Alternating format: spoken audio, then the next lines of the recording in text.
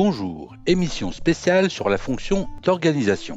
En maîtrisant cette fonction, vous ne vous contentez pas de gérer, vous créez un cadre qui permet à votre équipe de s'épanouir, d'être plus productive et surtout de développer constamment ses compétences pour contribuer pleinement au succès de l'entreprise. Organiser, c'est bien plus qu'une liste de choses à faire. C'est le processus clé pour structurer le travail et allouer toutes vos ressources, humaines, matérielles, financières, afin d'atteindre vos objectifs. Cela implique de définir les tâches, les regrouper, attribuer les responsabilités, déléguer l'autorité et coordonner les efforts de tous. C'est l'ossature qui maintient votre équipe debout. Mais l'organisation a un rôle souvent sous-estimé. Elle est un formidable levier pour développer les compétences de votre équipe.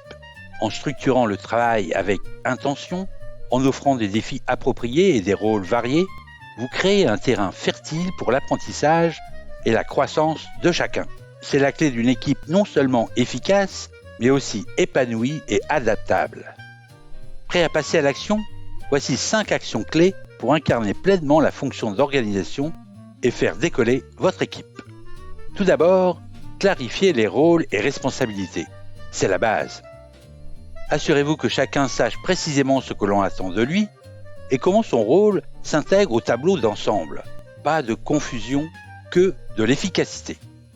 Et une fois les rôles définis, passez à la vitesse supérieure.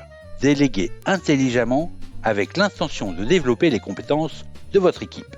Ne déléguez pas juste pour vous décharger, voyez-y une opportunité d'apprentissage.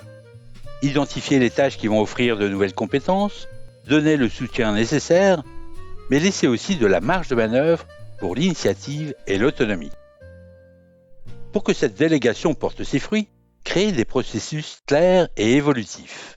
Documentez vos méthodes pour faciliter l'intégration et réduire les erreurs, mais surtout encouragez les suggestions d'amélioration. Ces moments sont propices au développement de l'esprit critique de votre équipe et à l'évolution de vos pratiques. Des processus clairs ne suffisent pas sans une bonne synergie. C'est pourquoi vous devez favoriser la collaboration et le mentorat. Mettez en place des outils qui encouragent le travail d'équipe et la communication fluide.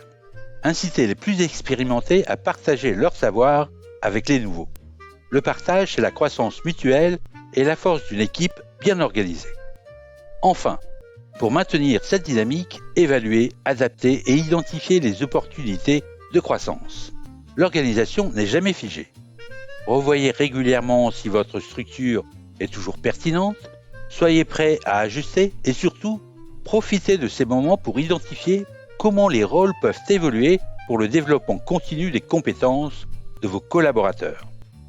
En maîtrisant la fonction d'organisation, vous faites plus que gérer. Vous créez un cadre qui permet à votre équipe de s'épanouir, d'être plus productive et surtout de développer constamment ses compétences. C'est le cœur d'un leadership éclairé et d'un succès durable.